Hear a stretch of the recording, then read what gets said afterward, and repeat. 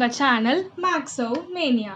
இன்னைக்கு நம்ம பார்க்க போகிற கோட் என்ன அப்படின்னு பார்த்தீங்க அப்படின்னா, keep your eyes on the stars and your feet on the ground.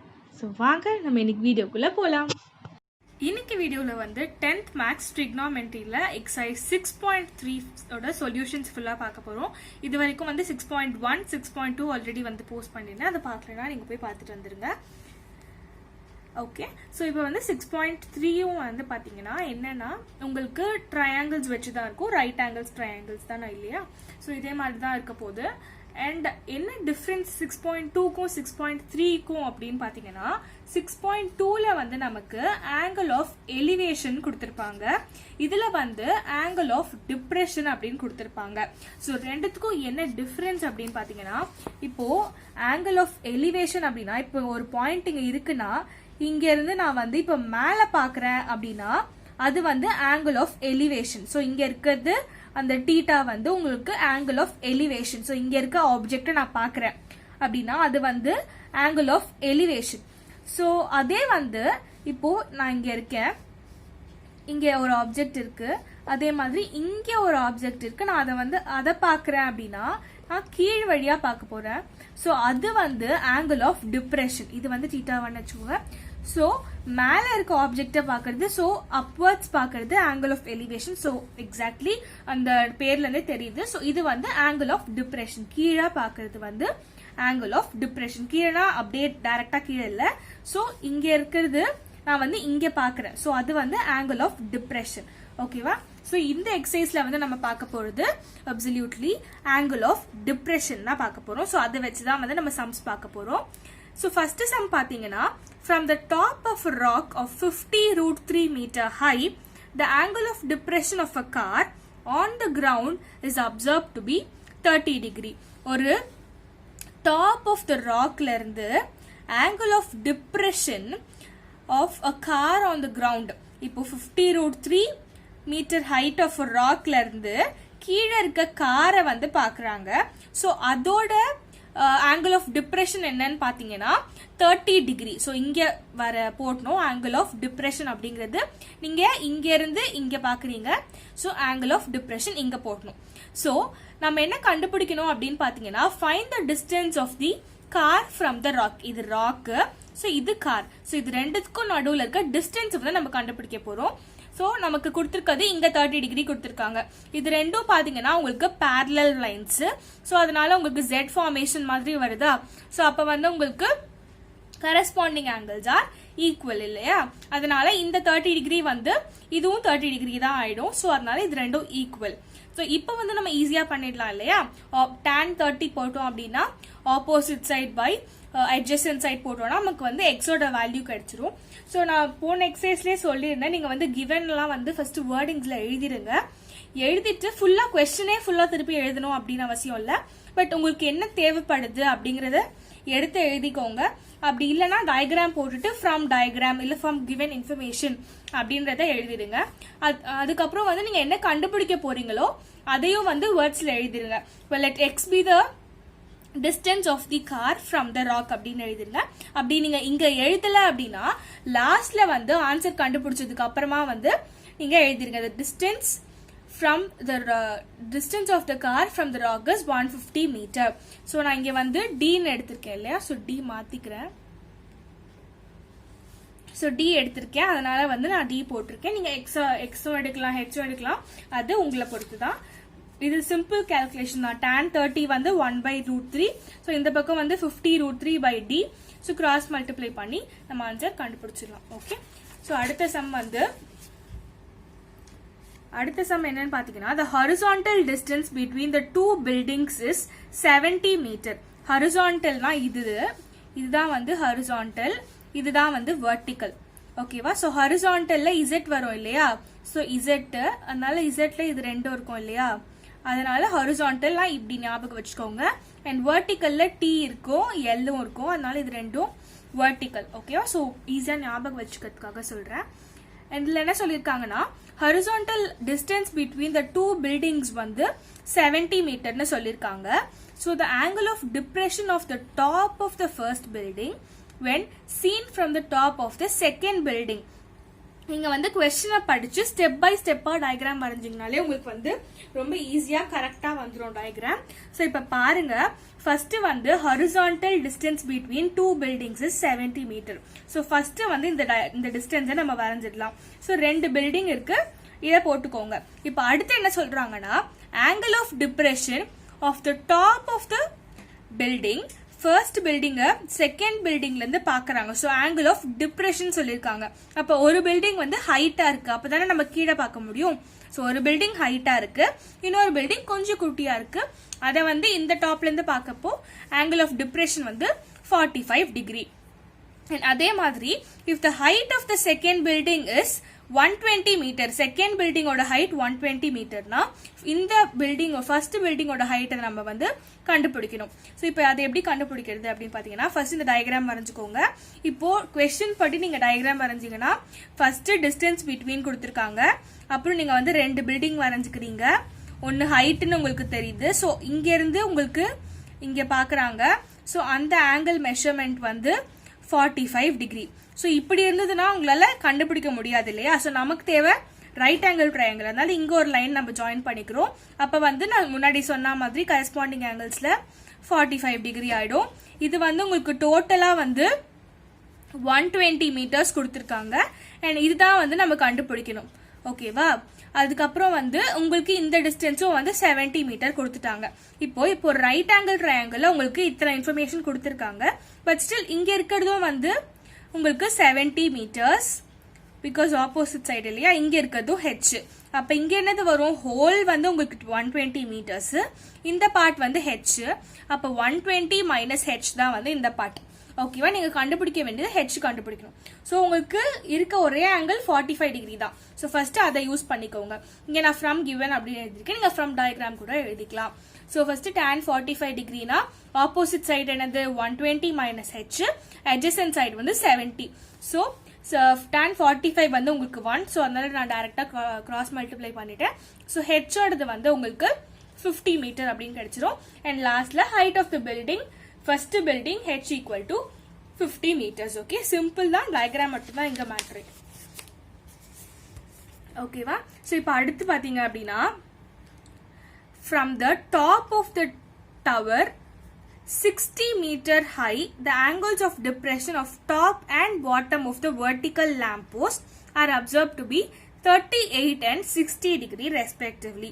Find the height of the lamp post. இப்போ ஃபர்ஸ்ட் என்ன கொடுத்திருக்காங்க, ஒரு டவர் இருக்கு, ஒரு டவர்ல இருந்து நம்ம வந்து ஆங்கிள்ஸ் ஆஃப் டிப்ரெஷன் கொடுத்திருக்காங்க. அப்ப அகைன் வந்து இந்த டவரோட அந்த லேம்ப் போஸ்ட் வந்து குட்டியா தான் இருக்க போகுது.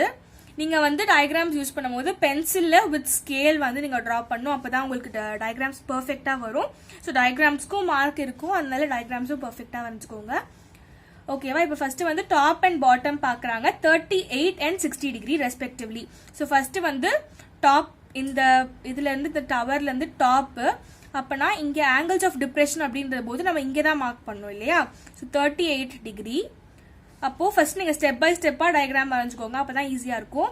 இப்போ 38 டிகிரினா இந்த ஆங்கிளும் 38 டிகிரி. அண்ட் அதே மாதிரி angle of depression to the bottom பாத்தீங்கன்னா இங்க வரும் இல்லையா. ஸோ இந்த லைன் வந்து இங்க பார்க்கணும் நம்ம.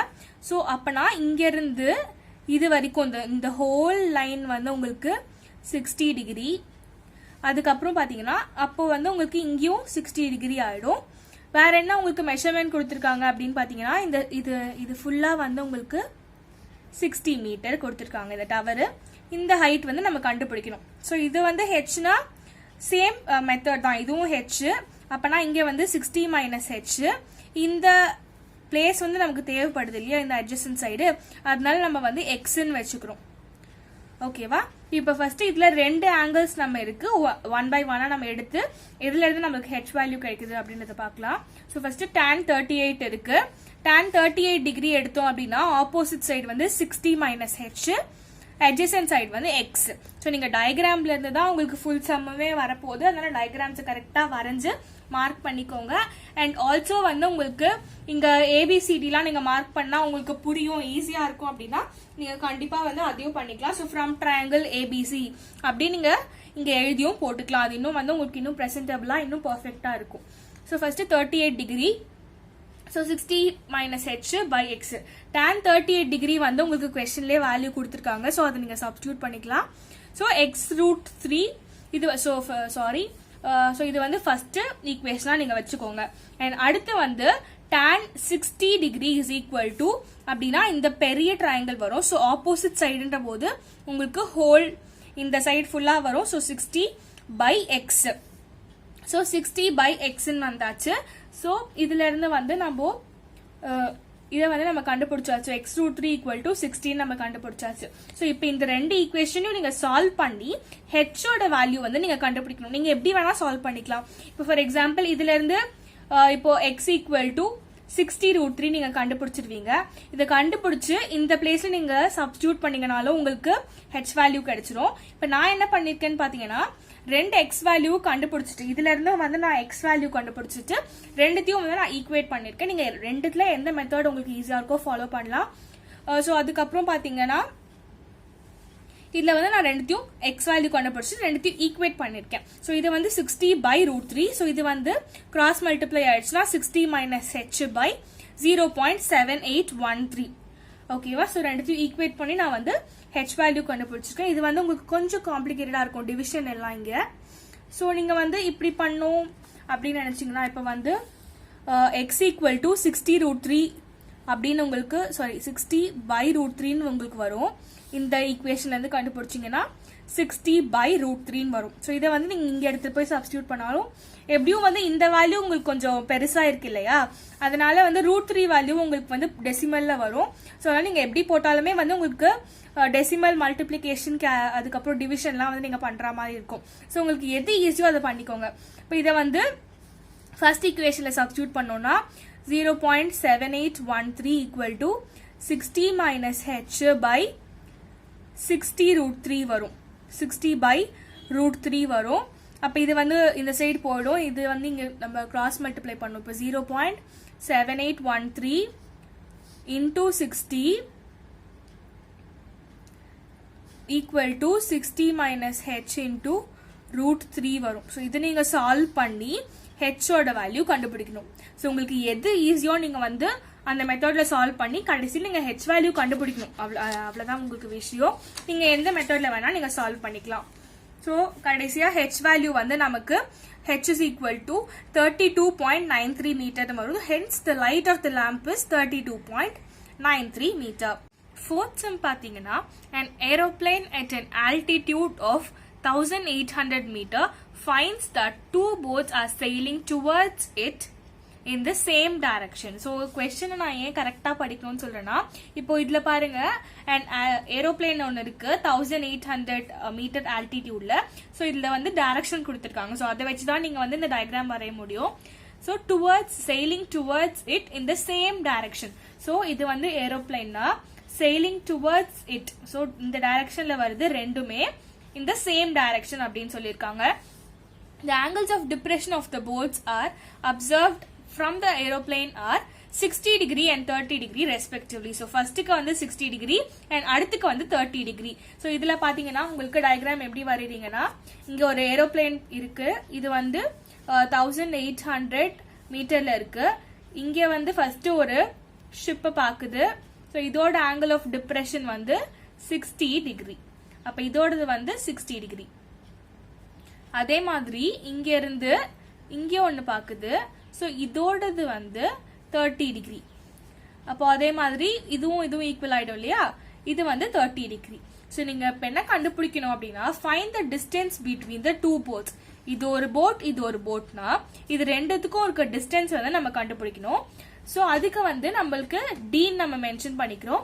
அண்ட் அது கண்டுபிடிக்கணும்னா எப்படியும் நம்ம ட்ரையாங்கிள் எடுக்கிறப்போ இந்த லென்த்தும் வந்து நமக்கு தேவைப்படும். ஸோ அதனால எக்ஸ் நான் வந்து மென்ஷன் பண்ணிக்கிறேன். நீங்க என்ன ஆல்பபெட்லயும் மென்ஷன் பண்ணிக்கலாம். இப்போ ஃபர்ஸ்ட் ரெண்டு ஆங்கிள்ஸ் இருக்கு. tan 60 tan 30 நம்ம வந்து எடுக்க போறோம்.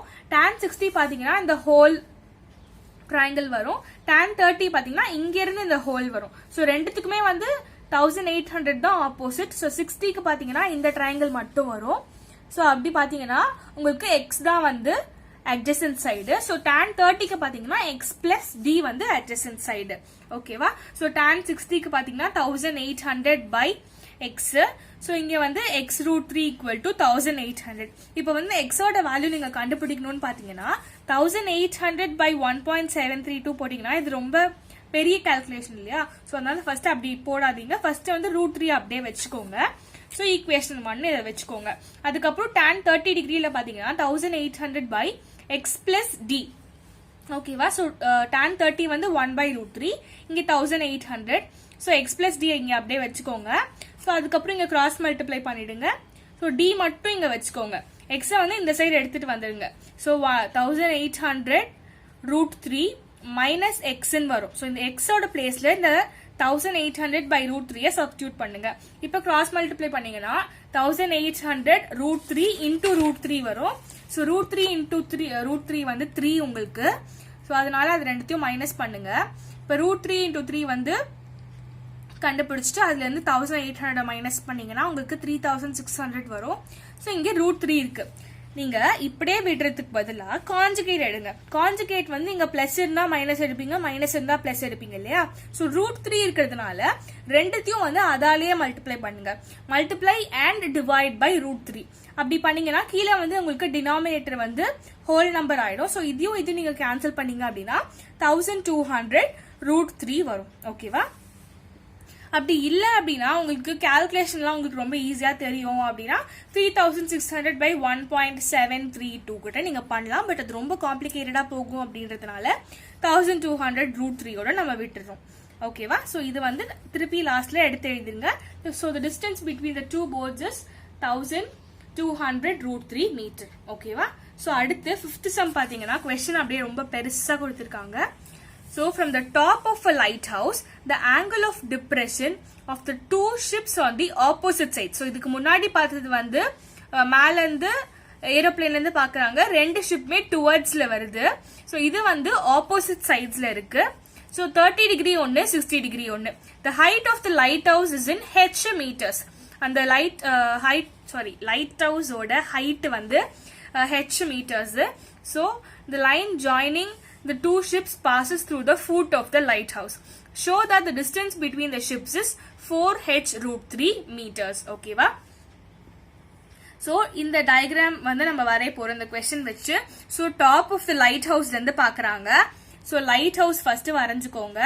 அதுக்கு அப்புறம் வந்து first பாருங்க top of a lighthouse, the angle of depression of two ships on the opposite sides of it are observed to be 30 degree and 60 degree. So first இது வந்து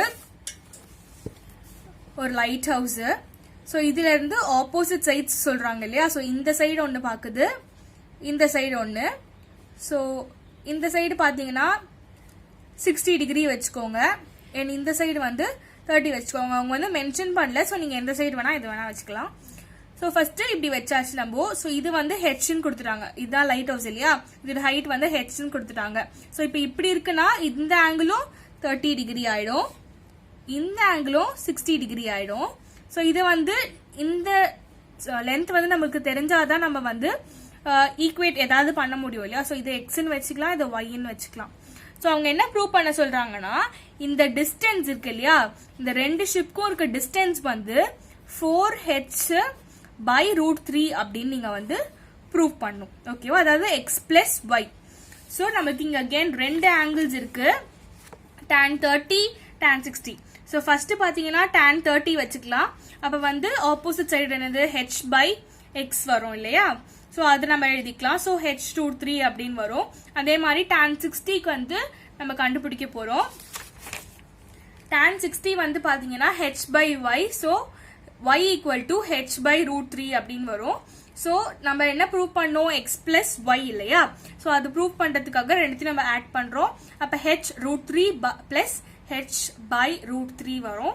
ஸோ ரெண்டுத்தையும் நம்ம வந்து கிராஸ் மல்டிப்ளை பண்ணி ஆட் பண்ணோம்னா 4h by root 3 வந்துடும். நம்மளுக்கு hence proved. ஓகேவா?